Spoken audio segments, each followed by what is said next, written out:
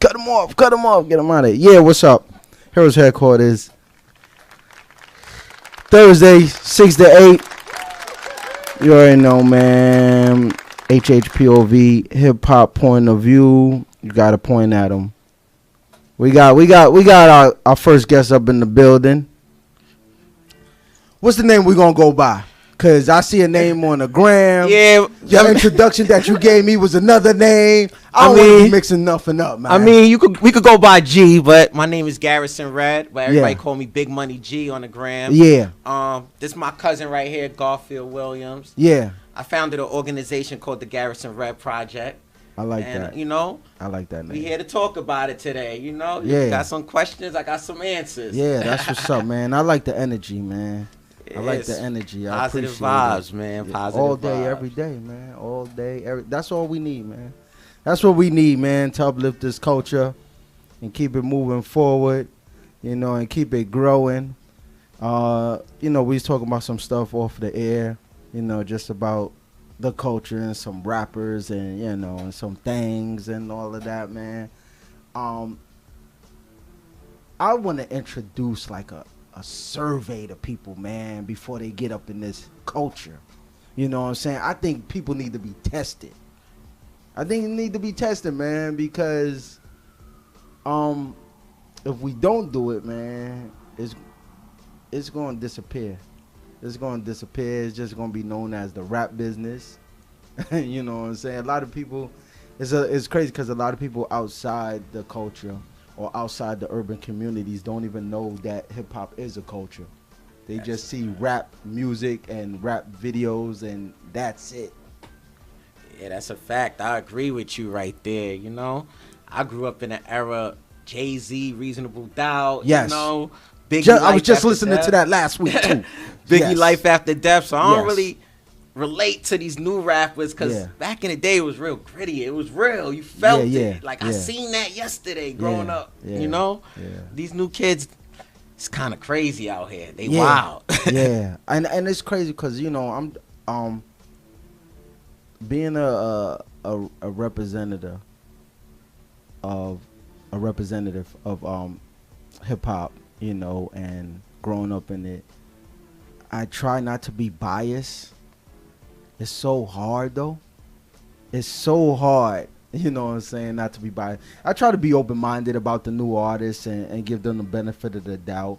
But, you know, there is a lot of guys rapping now that have no idea, like, what they're really involved in. You know what I'm saying? What they're a part of. They just see, you know, the fame, the glory, and I don't know. I don't even know if they're rapping anymore. You know what I'm saying? Like, we're not even gonna say mumble rap or anything. We just gonna say like, I truly don't. I truly believe like probably 5% of the guys that's doing it now actually are artists. Yeah, I agree with you. Everybody else is just in it for the money. Yeah, in for the money, yo. And so many people rapping now. So many people. That single. Everybody. They looking for that one hit, you know, and then just going on stage every night making $10,000, but they're not understanding that it's short-lived. Yeah. If you have a body of work, it could last forever. Like, yes. We used to have albums that was like 16 tracks. The whole album fire. Yeah, story. Yeah, exactly. And those we still listen, like Nas, and we still listen Styles to the classics. Yeah, man. So where you guys from? We from Brooklyn. Okay. Yeah. I grew up in Flatbush. Brooklyn's big. Brooklyn's big. Yeah, I grew up in Flatbush. He grew up in Flatbush. I grew up in Brownsville. Hey, that's what's up. I'm representing Brownsville. Right now too. I'm in the east now. Okay. You know. Well, that's like 15 minutes. Yeah, you know? right. That's a good walk. That's a good walk. That's a good walk. You know what I'm saying? representing Brooklyn. You know what I'm saying? Brooklyn has contributed so much to this and continues to. That's what's crazy. Like I truly believe that Brooklyn might be the most consistent borough when it comes to this to rap. You know, rapping, establishing rap careers. Yeah, and the culture in general. Contributing to the culture. Yeah, it might be the most consistent borough, man. I think that's something probably one of the biggest impacts. Yeah, it's the swag. Like right now, we dealing with a clothing line called MILF Dad and everything. Those are our partners. We like ambassadors for them. Say that name again. MILF Dad. MILF Dad? Yeah. It's just the name, right? It catches you though. But our goal is to have it worn in Brooklyn first. Okay. Like that's the borough we gotta conquer. Because we heard the radio say something about A Boogie. Once A Boogie started playing in Brooklyn, they knew it had to be on the radio. Yeah, he was popping in the Bronx. They said once they get to Brooklyn, we giving him mad play. Yeah. And he got the Brooklyn quick. He got the Brooklyn quick. Yeah. He got all the boroughs quick. But Brooklyn is like that borough. Yeah. I think just because Brooklyn was, I think the reason why Brooklyn holds its own so much is because it's like its own city at one time, and I think it's never lost that. Like, and especially now with the rebuilding of Brooklyn, you don't even have to leave it no more. You don't even have to leave the borough to have that same feel of like Soho. Exactly. And all of that. We got our Williamsburg. It's all right there. Greenpoint. It's all right downtown there, Brooklyn. Yeah, Brooklyn is amazing, man. And I seen that transition from downtown Brooklyn being a place you don't want to go. Like a place I used to have to call my cousin like, yo, we got to go together. Like, we can't go. So, now it's like Pleasantville. It's crazy. Yeah. I remember high school running down. I used to talk to a chick in Farragut. Oh. Yeah. I'm familiar with them sides. All right. And listen, coming from the Bronx, that's how I felt. I already knew the deal. But coming from the Bronx. You see, the funny thing is with Brooklyn dudes, we don't go to the Bronx. That's the last place we go, the Bronx. Yeah. I said, the Bronx, forget it. Nah, if a girl invite me to the Bronx, woo! Yeah. I say that too. It was crazy because, us growing up in the Bronx, man, the Bronx was like, I think Bronx was more grimy because like a lot of people, there was no reason to be in the Bronx. There you go. Yeah. Unless you was going to a Yankee game, which was only during the spring. Exactly. And you the don't summer, go over there. Or the Bronx Zoo, which with your kids, with kids. You know what I'm saying? You wasn't coming to the Bronx. So I think that's what kind of separated the Bronx from everything. Like there was no reason to be in the Bronx. Yeah. Harlem had its thing. Brooklyn had its thing going on. Everybody had a thing going on where you'd be like, you know what, let's go to You don't really got to dip too much. Let's go to Brooklyn real quick. And you hear about a party in the Bronx, you like, party in the Bronx, like, wait, man, they ain't got no clubs over there. Yeah. They ain't got no clubs in the Bronx. What's up, man? I gotta take what train to the last stop? Nah. I don't know nobody over there. It was just growing up, but me growing up in the Bronx, and I'm a super huge fan. Like anybody that knows me I'm a super huge fan of Biggie and Jay-Z. I argue people down that these guys are like the nicest. Oh yeah, the nicest to do it. Like, and then this no disrespect to anybody else. Like, I love Rakim and I love Chuck D and KRS One and everything, but it's just that like these guys had a package when they came into the game. Like Biggie transformed the whole game. Like, definitely did. He made you put down your Tim boots and your camouflage. Yeah, go get a Coogee. And go get some Versace shit and be fly. Yeah, you know what I'm saying? Yeah, that's what. And then Jay made you want to hustle to kind of be like, yo, I hustle. You know what I'm saying? So it, I love those two artists, man, and they done so much for the culture, for the business and the culture. Yeah, the business. You know what I'm saying? So Brooklyn is I'm gonna have to put that down on social media as Brooklyn being the most consistent borough in rap. Yeah. And I want maybe and take Brooklyn to compete against other states like Atlanta and all of that. Atlanta's pretty big too. And I wonder what we're gonna see what the outcome is about that one. So let's get back to y'all guys. This MILF Dad. Yeah. Like, is this this your idea, your creation? Nah, this my man creation, but he was from Jersey. Yeah. And to sell clothes, you got to be from New York. Like, you want people to wear it, you got to be from New York. Yeah. So it was crazy. My godfather had a clothing line, some called Courtesy of or whatever. And we did a photo shoot. And these dudes was like so amazed because, you know, I'm just cool. I'm in a chair. So they like, yo, you would be a good person to be down with us. So we talked, you know, chopped it up. And he just like brought us on a team. So from there, I had the Brooklyn connection, the New York connection and stuff like that. And it's hip hop, streetwear. So that's what we be trying to, you know, put out there. So he's like, yo, I know you know everybody in Brooklyn from the highs to the lows of Brooklyn. Yeah. So that's how we pretty much connected. And plus I had my organization and stuff like that. So, and they just promote positivity. Yeah. That's the goal. We trying to promote positivity because there's so much negativity these days. Yes, most definitely. See what happening on the news and everything. Yeah. Like we were just talking back, you know, about the rappers and Extension and everything. Rest in peace. But rest in peace. It's just so much negativity in this world, so we try to just bring positivity. I mean, man, listen, man, I ain't mad at you. I mean, we trying to do the same thing, and it's an uphill battle when you're doing positive because positive is not cool. You know what I'm saying? To us, you know, that's why we trying to make urban it cool. Hood and everything. It's not cool to be positive. Like you're not supposed to be that guy to go to church and have a 9 to 5 and like you can have a regular job, but it's not cool to promote a regular job. You know what I'm saying? It's like, he got a regular job. Like there's no risk.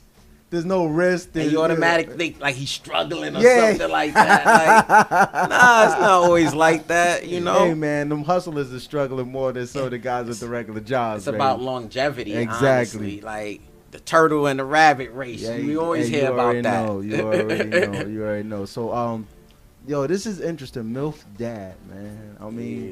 I mean, I don't hear too many women out there talk about them looking for like a MILF dad. A MILF dad. Are you a dad? Nah, I'm not a dad. Okay. Are you a dad? Nah, no kids. Okay. Nobody in the team actually have kids, to be honest with you. Hey, man, you know what I'm saying? Got to start somewhere. Yeah. And that's what's up. When the time is right. Yeah, exactly. Exactly. So, what is your organization has an interesting name? Can you repeat that again? It's the Garrison Redd Project. Garrison Redd. Yo, it sounds like a soundtrack.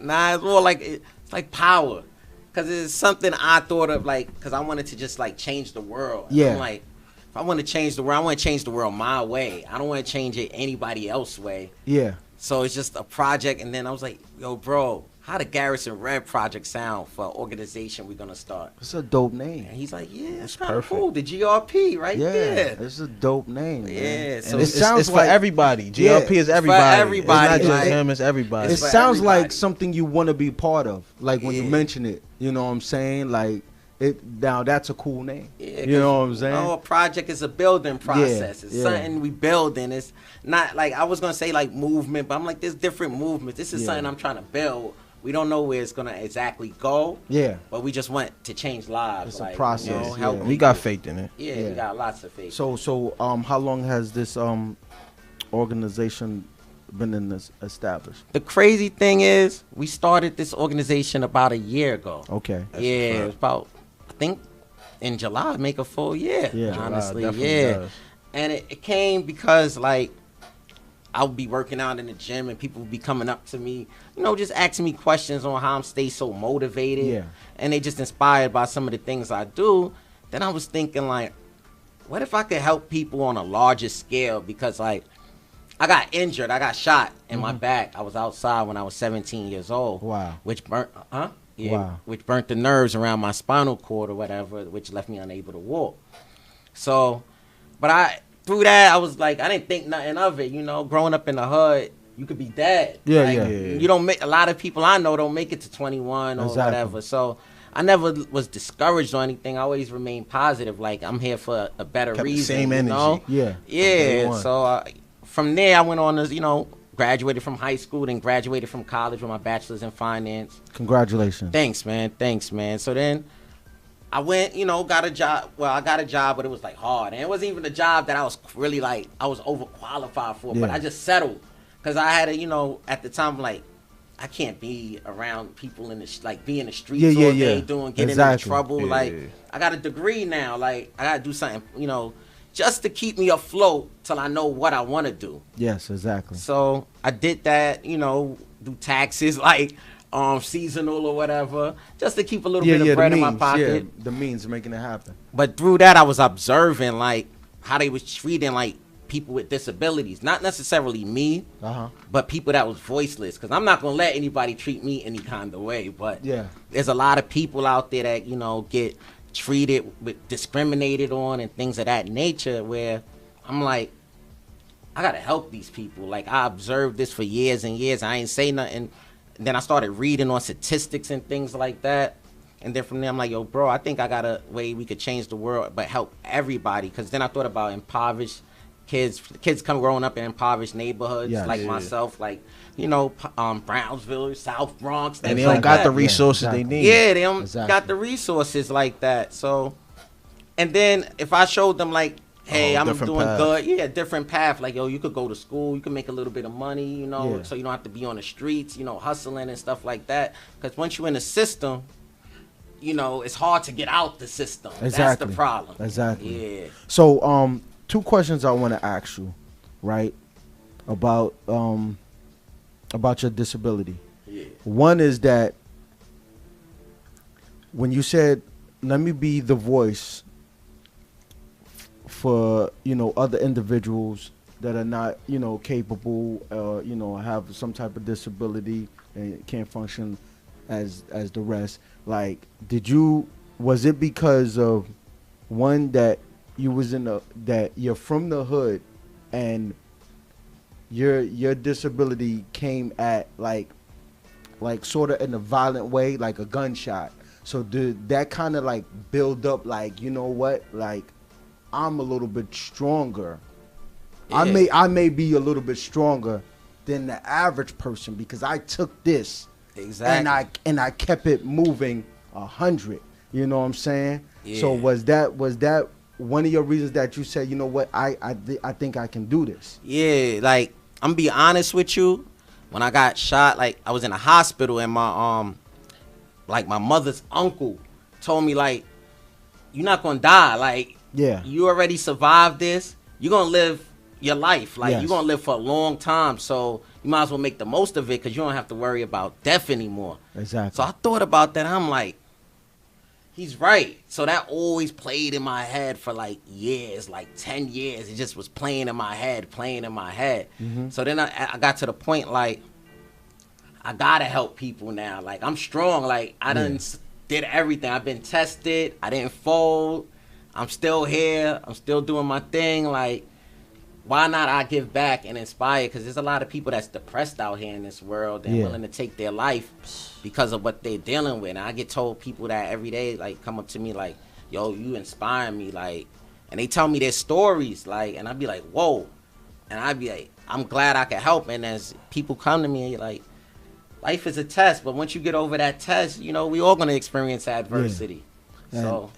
And then another, like, the second question is that, you know, you started the Garrison Project, right? Yeah. You got it going on and everything. And your steps that you're taking to make this a full functional, you know, project or, you know, organization for people to be a part of. When you're approaching people, are people genuinely saying, you know what, I want to do some good, let me be a part of this? Or may it be a little bit of sympathy for you because you're coming at them and you're in a wheelchair, so it's like, oh, you know what, this guy, let me see what it's about. You know what I'm saying?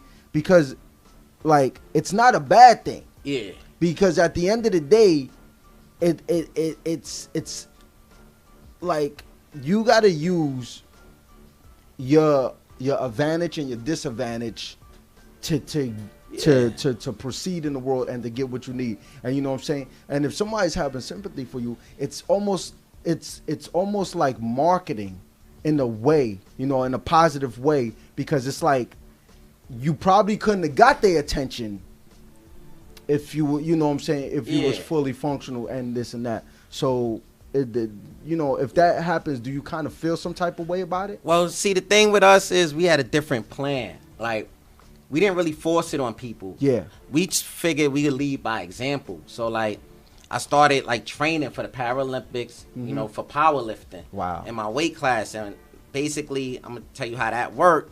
Like, I went to a meet or whatever, first time. This was about 2 months ago. Okay. I joined the track team at the top of the year or whatever, and it was one of the best track teams in the tri-state. Yes. Because this dude saw a lot of potential in me. So I went to the powerlifting meet and outlifted everybody in an open weight class. I lifted like 250. So 2 days later, you know, when they say someone will find you, Team USA called me. Wow. I was like, yo, we want you to go to a camp. So like the next week. Yeah, basically. So it was like, by leading by example, then people see progress. Like, and then people say, wait, he was just doing, and now he's gonna be here? Or like this Apple commercial I just did. Oh wow. So people gonna see me in an Apple, but like I was doing little modeling. I did all the little things step by step, and that's what we always pride ourselves. Trusting the process and not missing a step. Yeah. So if we have all the experiences, just good things gonna come our way. And to be honest, like, when it's your time, it's like the man upstairs make you skip the line. Yeah. So as soon as I made up my mind like I was gonna help people, that's when I wrote an essay basically to TED, which is one of those big talk sites or whatever, and they contacted me right back. So that put me on a platform, one of the biggest speaking platforms right then and there, or for an essay from a kid from Brownsville wrote on how you gonna change the world. Yeah. So that's like leading by example. It's not like I'm just talking like, oh, help. Yeah, you're just talking like, I don't need help, but when I got my platform, I'm gonna tell like what goes on, what goes on in the hood, how disabled people get treated, all sorts of things I'm gonna tell, because my goal in life is to be the mayor of New York City. So that's what I'm aspiring to be. So I'm like telling like there's good people at the club, so don't think like clubs are this, that, and the third sometimes, because those are people too that like to party.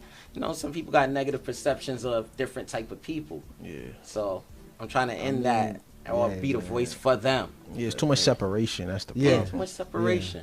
That's the big problem. Now, do you think that, I mean, in some cases, separation is good? It is. You know what I'm saying? It is needed, you know, because there's certain things like, some things we got to be separated from, because, you know, you just might not be qualified for this. And just because you're on this, you might be taking somebody else's spot that really deserved that because of that. But like it's very interesting, and you know what it is too, it's crazy that, you know, like sometimes people talk and you hear them talk and you listen like yeah.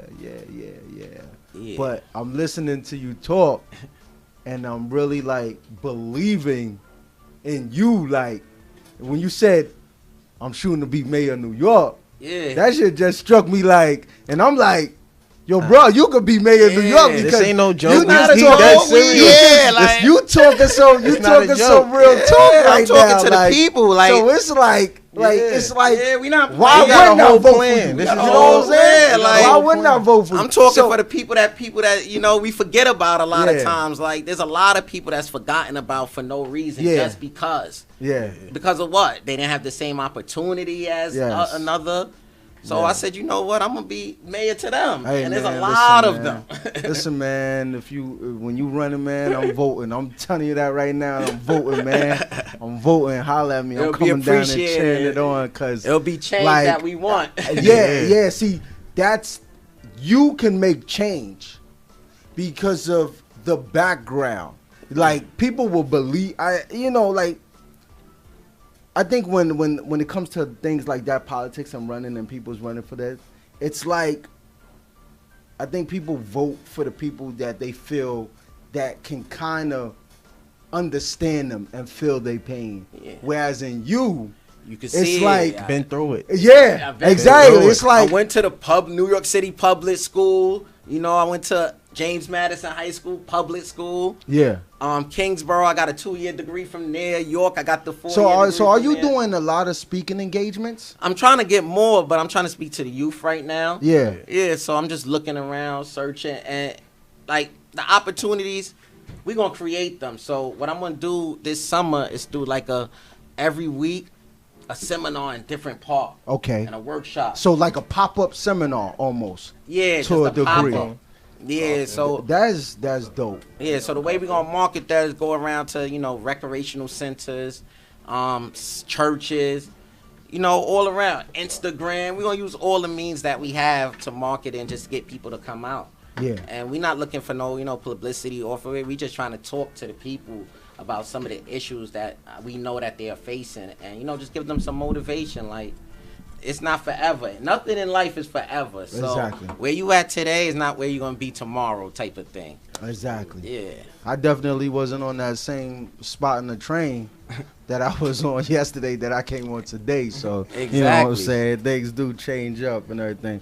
We got our hosts and our co-hosts up in the building right now. Introduce yourselves, please. E, what's going down?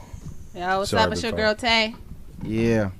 So I know this is Big Money G. What's your name, big fella? Garfield. Garfield. Okay. Garfield, what's going on? So G, quick question. And I know when we was at the event, we didn't get to speak on it. What were you always motivational speaking, like as a kid? Well, right before you came, I was basically saying, like, this is how it came about. After I got shot when I was 17 years old. I grew up in Brownsville. You know, they just started shooting outside one day, and I got hit. But between like 17 and the age of, I would say, like 27, for 10 years, I was just observing different issues. And when I started going to like the gym and being like doing some modeling and things like that, people just were so inspired by me and just asking me questions like how I'm able to do what I do. And I'm like, you just got to do it. It's just a mindset. I'm just that ambitious and motivated. So then I said, let me start speaking to a larger scale of people, because like I was saying, I want to be mayor of New York City one day.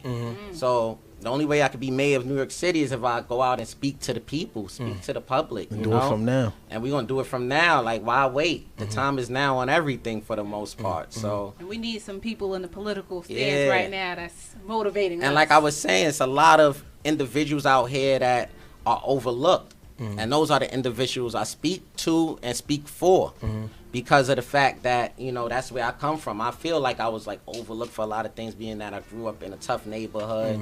Then I suffered this disability, but I'm like, I still persevered, and I'm still motivated. Now I'm trying to motivate others to persevere through whatever they're going through. Cause So you weren't a motivator. Were you a motivator as a child, or you feel like I was a star athlete as a child. So like I always was a leader. That's one thing. You like, always stood out. I always stood out the crowd. It just was me. Like at 17, 16, I was benching like 315 pounds. So I was always stronger than everybody. The biggest kid on the sport team. Exactly. What sport were you playing? Football. What Yeah. position? I was a running back. I was 6 in the city in Russian, actually, for James Madison High School.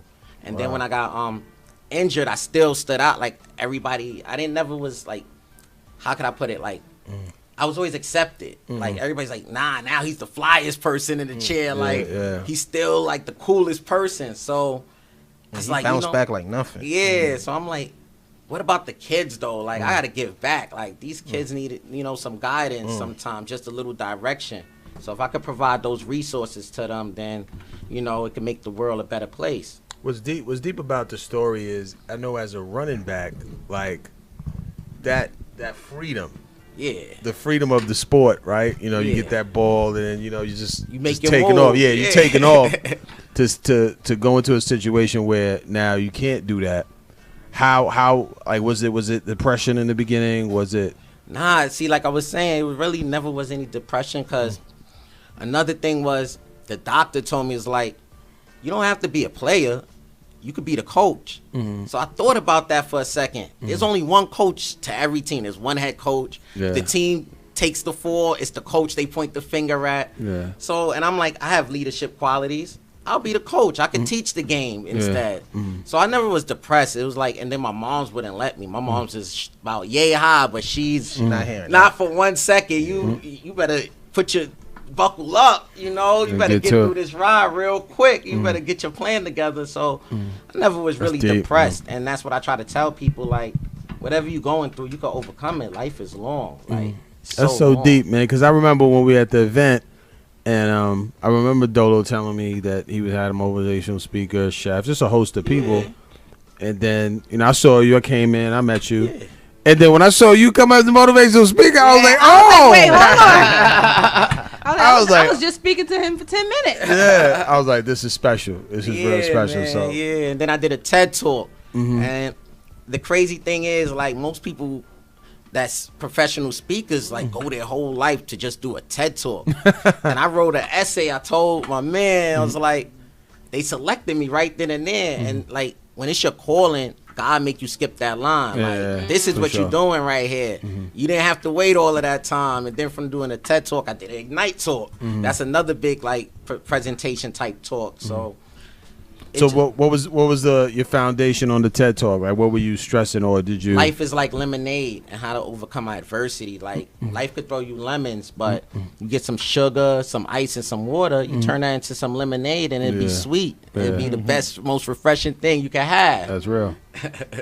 And was there anybody at TED that you really looked at and was like, oh, I like the way this one went or that one went? I judge myself. Like, it was so different for me, like, to be speaking on that scale at something on that magnitude that I didn't know what to expect. Like, I don't know what I liked or what I didn't like at the time. So when I did it, it was just like. Were you watching TED before? I'll tell you how it all came about. A good friend of mine's named Connie was like, yo, you an interesting person. Like, what you doing? Like, what do you do? Like, you own your own business? And I'm like, nah, just, you know, just a smart guy. I got my bachelor's degree in finance. You know, I'm pretty proficient in a lot of things. So she like, yo, you should do a TED Talk. You should. I'm like, TED Talk? What's that? He's like, yo, TED Talk, bro. You don't know what a TED Talk is? So I learned a lot.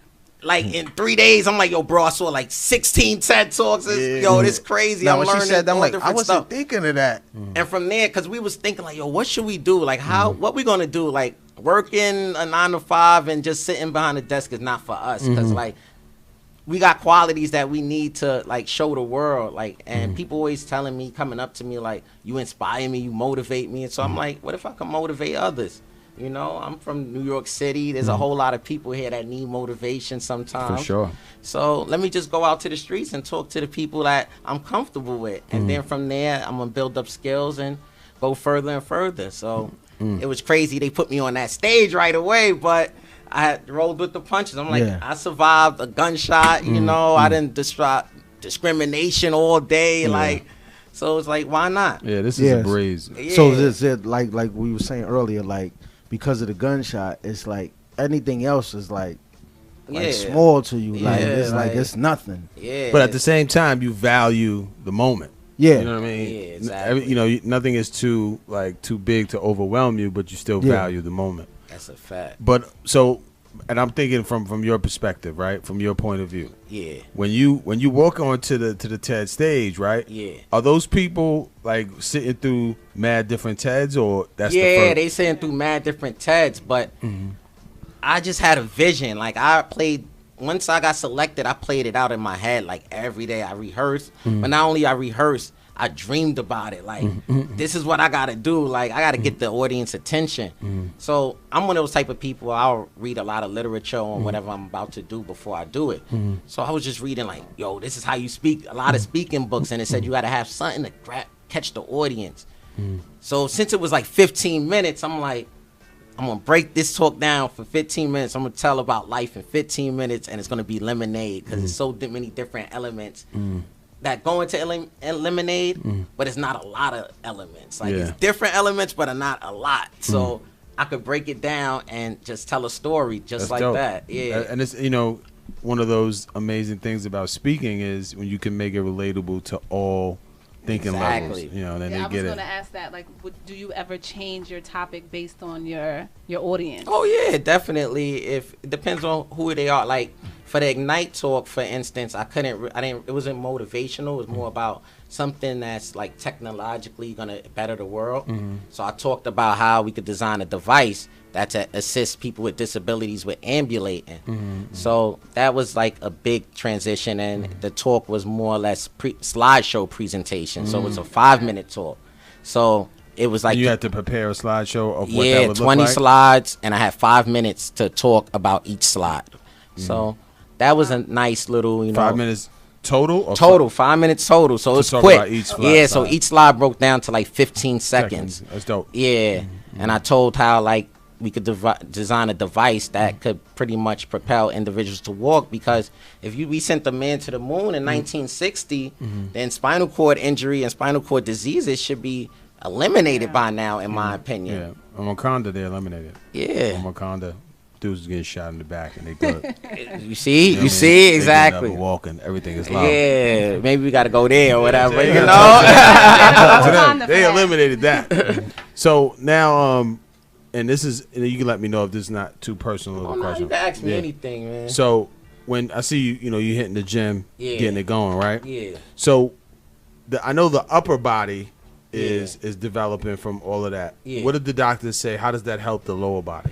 Well, like to propel my legs, because I got like movement like in my hip flexors and stuff like that. That's like my hip. That's how, if you ever noticed on my Instagram, I'm able to ambulate a little with the braces or walker. Gotcha. So I use those muscles, but like my abdomen muscles help propel my leg muscles. So it's the compensation right there. Gotcha. Because since my abs is a little more stronger and more engaged, then those muscles help propel my legs in that. Dope. I was a point I had to ask you. I was thinking, I was like, you can ask me anything, man. I'm one that's of those real. cool dudes, you know. So it now, definitely makes me feel like I have no excuse to go to the gym. I mean, I'll be honest with you. I've been slipping on the gym. I saw G. I saw G. Wait a second. I can't do one of those sessions. Yeah. I said, G is making me feel bad, man. But making me feel good. It's a bad meaning bad, all but of that bad meaning good. Team USA called me to come out for a powerlifting camp that way. So wow. Yeah. And that was out of nowhere, because I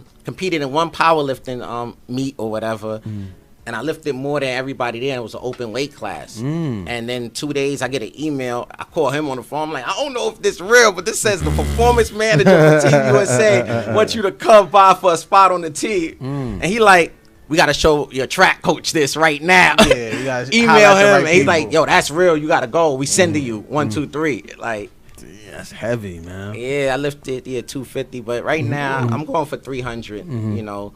Next time I compete. About 35, you know. You gotta start somewhere. Yeah, you gotta start somewhere, right? But a year ago, I was lifting probably like 175, something like that. Not much.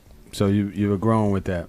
Consistency, man. Consistency, because I seen like a lot of people was just like motivated, like keep going. I need to see you in the gym so I could go to the gym. So then I'm like, I'm better in the world right there. Like, with all of these health issues these days, you know, we need reciprocal that. energy. This is what we were talking about, that reciprocating energy. Now, the mayor piece you were talking about. Yeah, the mayor piece. So what is, let's say, 2 things, right? We got Mayor Money G, right? It would have to be that. You know what I'm saying? It would have to be that. I'm only voting for that. Mayor Money G. Voting for that. Mayor Money G. Yeah, it can't be Mayor Garrison. It can't be that's that. too corny. I want the people, Mayor Money G. People got to really relate. Right? The do-rag at inauguration. That's why I put the do-rag on with the Inauguration got the Yeezys, do-rag. I got the Yeezys, so I'm like, I got to be for the people today, you know? The last OG. Yeah. Why not? This is how we dress. This is our culture. We all express ourselves the way we express ourselves. So what are 2 things that you would want to change in your office for New York? So many things.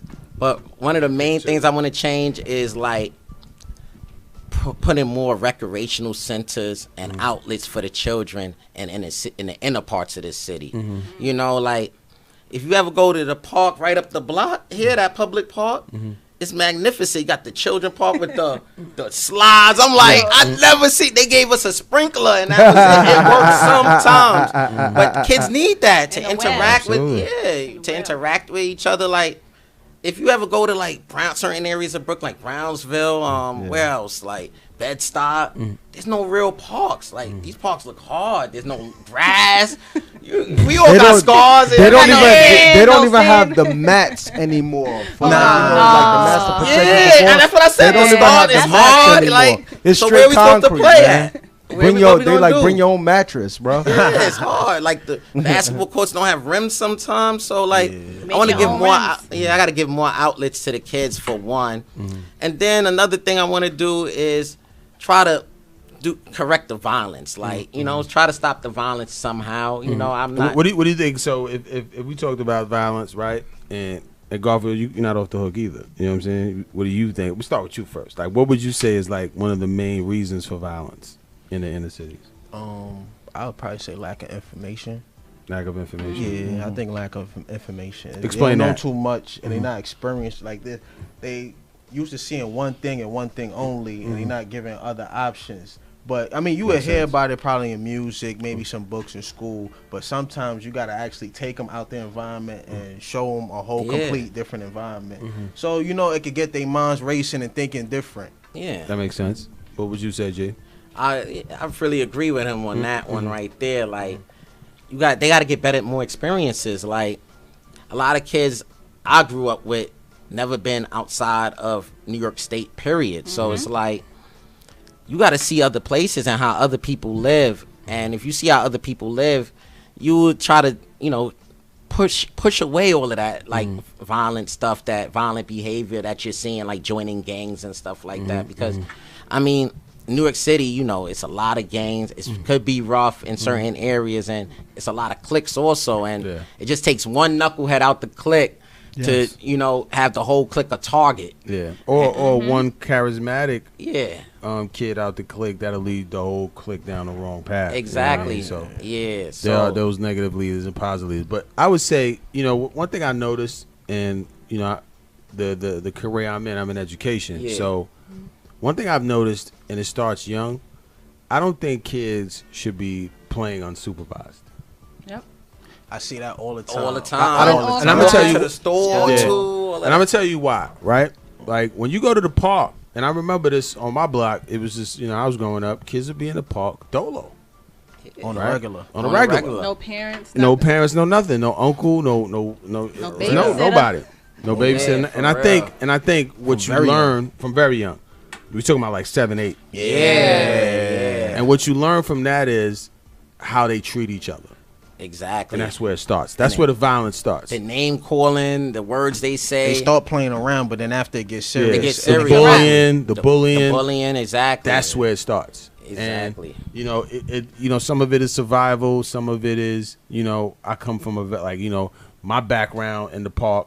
Your background in the crib might be different than your crib. We might be in the same building, but my house is different. Your house is different. Yeah. So you may come out of an aggressive household. Yeah. You know what I mean? But the way the kids talk to each other is reckless. Yeah. Young. Yeah, the words they're saying, but it's the music too. You got to look at the music that they're listening to. Like Tekashi, when my little cousin played Tekashi for me, I'm like, whoa, like this is real hardcore. Like, and how old they know every word. Yeah. And you know what's crazy about the music? We mentioned this a few shows ago. Was that before, with the hardcovers, with the CDs, it was parental advisory stickers. When you have streaming, there is none of that. There is, but it doesn't stop you from. All you gotta do is click that button and you just listen. Like you just listen. But see, but before you couldn't buy a CD. You wasn't allowed to buy a CD. You need your parent to go get it for you. So now it's just that. Yeah, it's like young every kids person have a phone. Yeah, it's like everybody's for themselves now. Yeah. I know kids that really can't read but could go on YouTube. Yeah. And like get to what they could work social media. Yeah, I'm like, but can't read. Can't read though. How is this possible? And it's like you said, the lack of supervision. So, and I think that starts because you said lack of info, and that's true too. But the flip side of the lack of info is too much info. Right, too much access to info. So now they're on that site streaming Tekashi, all type of joint, and they iterating it verbatim. So that's real. So you said one thing would be to stop the violence, and another thing would be more community centers. Yeah, more outlets. Okay. And it's for everybody too. It's going to benefit everybody, and because the gentrification and everything. So kids should be playing amongst each other. Like like white people shouldn't have to go to a park. A different park. Exactly. Yeah. So that's why I feel like if you create a nice park in the neighborhood, you're just gonna make it more inclusive for everybody. Mm-hmm. And there's a big debate, right, between like some people feel like, you know, when Martin was saying his speech, one of his last speeches was like he felt like he was bringing people into a burning house because he thought, you know, inclusion and desegregation would help us. Yeah. But it actually brought us into programs that they designed not for us now, right? Yeah, that's definitely. But what did happen though, was there was a lot of tolerance for certain things, right? So those parks you talking about, those programs you talking about, there's some black and white people that know each other, right? Exactly. And parents know each other, and you know how that person moves. I know how your culture moves. Yeah. So some good things happen from it. Yeah, you know what I mean? And you know you can learn from one another. That's another thing. Like. Me, I always went to diverse schools, and I always, you know, hung out in like diverse neighborhoods. And was that because of your talent?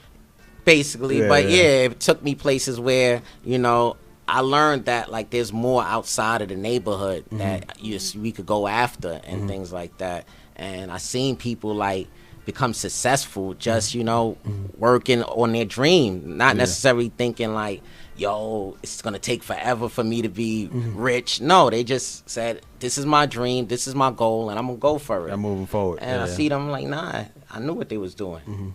That's a good inspiration as well. Yeah. So what are you listening to now? Like what's on your, like in the gym? In the gym, what do you?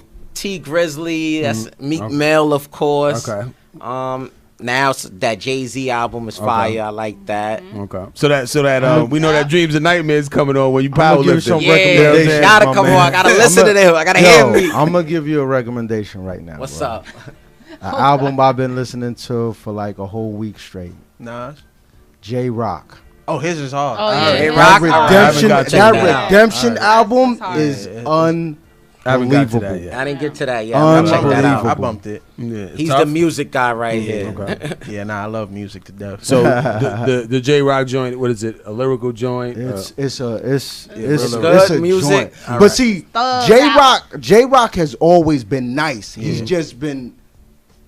Kendrick has always been the head of TDE. Okay. So J Rock has never gotten that shine like that, but I think he was the first artist to actually. He was the first one from TDE. Yeah, he was the first one. You know what I'm saying? But that Redemption, bro. I was telling this guy, I said it reminded me. It has the feeling of Reasonable Doubt. Ooh. Wow. It has that feeling. Holding it to high standards. Nah, you gotta really listen because he dropping some jewels. He's dropping so much. That's good. That's what I like. He's dropping so many joints. And remember when we was talking about Black Thought? You know, about his joints, I too. Yeah, I listened to that. Yeah, that's unbelievable. That's real. So the great segue for that is right. So hip hop wise, who is your deputy mayor? Right. Who in hip hop would you? Oh, I see. Oh, so Cuzzo got eliminated. No, Cuzzo's there. Cuzzo's there, but you know, automatically. Cuzzo's there for life. Yeah. You know what I'm saying? Like, if we had to go get somebody, that's why I say we. You know we had to go get somebody. It got to be Jay-Z. Like I want to get somebody with the most success under their belt. Mayor? Like Jay, I'll tell Jay, I'll take the shots. Yeah. You know, but you give me that advice. I need that advice. Jay will be work under somebody. You know what I'm saying? I don't think so. I don't think but he always said he didn't want to be. He didn't want to be a politician like on that level. Okay. So you could be. Oh, that's great. That's true. Yeah, that's a good offer. You could he doesn't have to be. I'll take the shots. Yeah, just my advisor. You get low. You know what I mean? I know you might be very influential, but I'll be low. Yeah. And I'll be the front man. Yeah, exactly. That's right. Okay. Did you have somebody else for him in mind? Nah, Hov is the man. Yeah. Hov is definitely the man. Yeah. Hov, and I would be honest too. That type of, been through up and down. Yeah.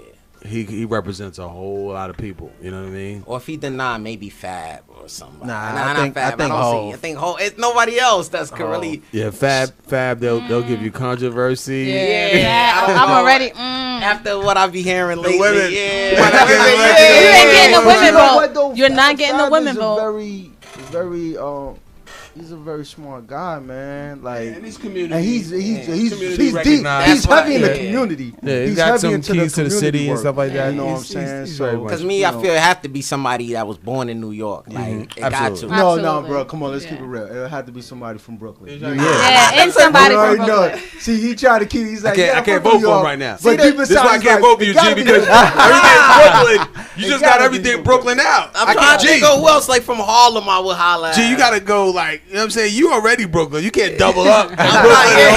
Who from Harlem Brooklyn is of good Mayor. out Deputy there? Mayor, treasurer, Brooklyn, everything. Nah, the treasurer could be a Harlem dude. Dougie Fresh. Dougie Fresh is cool. Dougie Fresh. That's your. Okay. Let his. Let him do pick his it. mayor. You picking yours. Yeah. nigga. Dougie Fresh is cool though. Who would you say outside of Brooklyn? Outside of Brooklyn, let's think about this. See, I wasn't even thinking that. I was like, I didn't have nothing. I'm There's trying nothing to think outside about of Brooklyn. somebody from the Bronx or somebody from. You the could go with Boogie Cardi B, but you know. I'll go with Jada. Go with Jada. Jada Kiss. Jada's Represent good. the outside of the Jada's city good. as well. I like Cardi too. Cardi's all right, Yeah, but she Jada is a good Jada. choice. Okay. Cause So- Jada so- stay out of trouble also. So here's the point, right? 50 Cent. 50 If Cent? he's willing to take the job. Really? 50? 50 will take Get that the job. strap. Get the 50, strap. 50's been successful at everything Everything he's done. does. Everything But does. do you want him on New York 1 saying get the strap? No, but see, you know But what 50 it is, though? would change But you know himself what for it is, that. though? 50, changed He know how to Yeah. finesse Yeah, it. he'll Yeah, he's finesse. adaptable. He know how to finesse it. Orientated Yeah. too And he's as well. adaptable. So, 50 Yeah, He's very he definitely adaptable. adapts to whatever situation he's in. Yeah. Because he's not keening all the time. Yeah. and he'll be good because people really ain't gonna come to me and get crazy with him. You got somebody. They know. Think about it. You get past 50, you can talk He to don't me. really be in the news like that either, Nah, like for yeah. negative things. So it's like, Not the news, but the social media. he does whatever. It's a but- whole different. But look at the president. Yeah. So like, how we gonna complain about him? Yeah, you Look can't at the complain about president. 50. Exactly. And so, you made a good point though, right? If the president has this social media presence and then, 50 has this social media presence, what would your campaign look like? What would your office look like? Would you be like, you could do all that or you got to shut that down? We're gonna have a lot. It gotta go through me. I gotta approve certain things because we ain't gonna mess this up. No, People no, already no. want us to fail. You gotta get it right the first Yeah, shot. I'm gonna be like Obama. You holla at me first, all right? So are you okay with Mayor Money G? Are you okay with hashtag Mayor Money G get the strap? Are you Maybe not to get the strap. No, The strap is too no, much. no. The strap is too Leave the strap alone. Leave the strap. Put the Mayor strap Money back. G. Leave the strap. Mayor Money G and 50 get the strap? Are you okay with that hashtag? That'll be wild right there, you know? That's real. man. You want to protect your reputation, how you present things. Yeah, gotta go through me, bro. Okay. So, any projects coming up now before we get into our pictures and promos? Oh, well, I got Team USA powerlifting camp coming up, crazy. July Big up. 28th. Where's that at? That's gonna be in Long Island. It's being held in Long Island. Actually, it was just a crazy coincidence. I thought I had to go to Missouri because that's where the actual headquarters is. But that's one, and then the next thing is Apple commercial. It should be debuting any day now. They told me the 15th. Can you of make sure that we get that? Congratulations. Oh yeah, y'all gonna get that link ASAP. Y'all What's gonna get that the ASAP. premise of the commercial? I'm showing how the watch can actually count your rolls, the accessibility features. See, people didn't even know that. I It didn't counts know. your They rolls. caught So me off like, guard. I'm like, they do that? yeah. So I already got that. I'm trying to get more disabled individuals to use that. So, because I'm trying to promote health and wellness. So we got to see if your heart working right, man. You got to get active. Element 10. Quick Element question. 10. Maybe you don't. I don't know. But somebody who's in, I call them the push carts because my grandmother has Okay. one. But I'm saying, would it Walker. count the walker? Would it count? No, Both? But no, it don't Okay. count the walker because the walker don't have like a complete roll, but it counts Okay. the steps as regular steps with the walker. Okay. Yeah, but I don't know how accurate it is, so we gotta get your grandma a watch, have her test it out, Yeah. and if it's not that accurate, I'm gonna Yeah. make some phone calls. Okay. Come Mayor G's on. on it. Mayor G's And on then it. we got a She be on that Mayor walker. Money G. Mayor Mayor Money Money G. G. Exactly. And Yo, then we that's gotta- what you gonna have to change that now. Man. I am. I might Mayor have. Money G. You I gotta might put put that at Mayor official. Money G. I'm running I like for mayor. that, though. You Yeah. gotta put that today. I like Officially, that, you know? I have declared my And then I'm campaign supposed to be doing for a mayor. Google talk coming up too, Okay. so Man. that's in the works right now. And you know, I'm gonna keep speaking about what goes on in the inner city and the communities. You know, try to promote positivity now. Super dope, man. Anything you need from us, please, man. Consider us. Definitely. A call, or whatever, away. Man. I told them I'm gonna have like weekly workshops in the community, so I'm gonna definitely hit y'all up so y'all can come out. You know, and tell what y'all do. You know, I want the kids to know that there's people like you guys that exist in this world. And y'all special. You know, we all came here to be kings, so and queens. You know, thank you. See, I had to look at Perfect timing. And that's 3 votes he didn't got in the bag today. He said, I got 3 guaranteed votes right now. Guaranteed. Here we go. Exactly. All right, so we out. Hip Hop Point. We're gonna take some pictures with Mayor Money G and Deputy Mayor Garth. You know what I mean? Deputy Garth. It's going. That's great, guys. Yeah, definitely.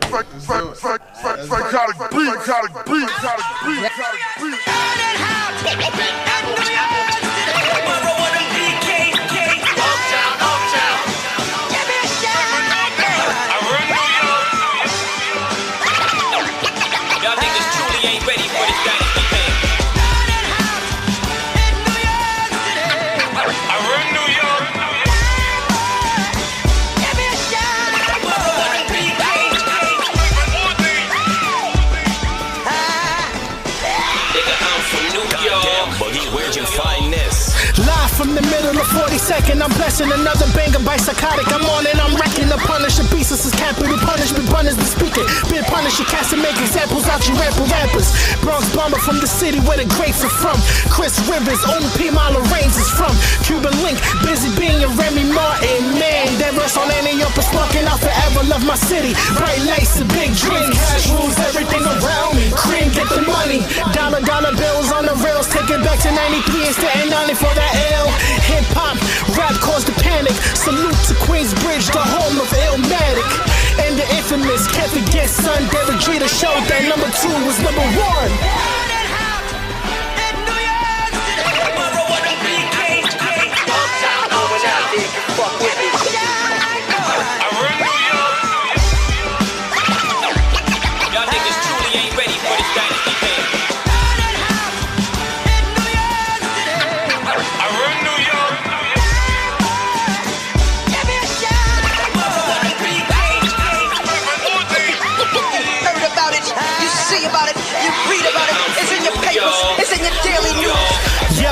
Flip the switch like when Angie Mall went to power.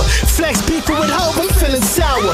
It's still New York City, no effing cowards. Brooklyn, where the people yelling yawa. Fabulous Joel Ortiz, man, the boys are ether. Rest in peace, the birthplace of Aaliyah. High haters, even at the haters loving me, no BK. The birthplace of David Blaine, yo. Papoose drops charades. Meanwhile, the second Sunday in June is the PR parade. Floating through the city, all the people getting lit. Can't forget about Harlem, shout outs to the dips. Children of the corn showed unity. Now we bumping that diplomatic immunity. Greatness is earned and never borrowed. You sucker MCs won't last in the Apollo.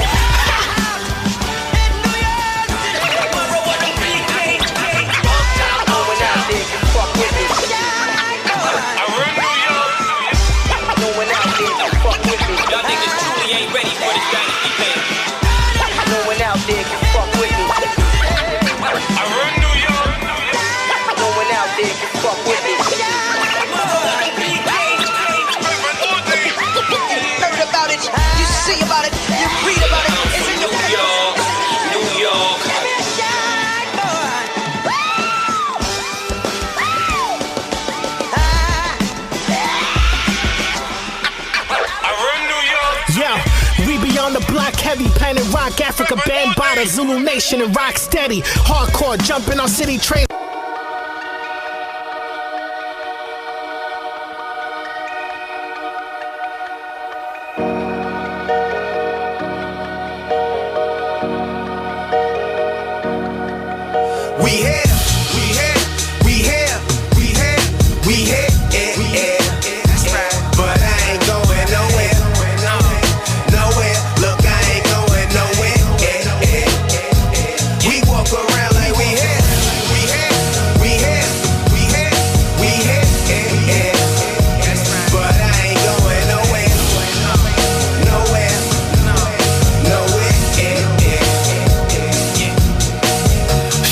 Club like what it do, what it does like. I'm on a mission here. Quick look around, spot a few girls I can get in here. Know my taste, never was thirst, but I can't be without something thick in here. So much cake, thought it was a birthday, blow the candles out, make a wish in here. Yeah, drinks, you know we gon' pour that.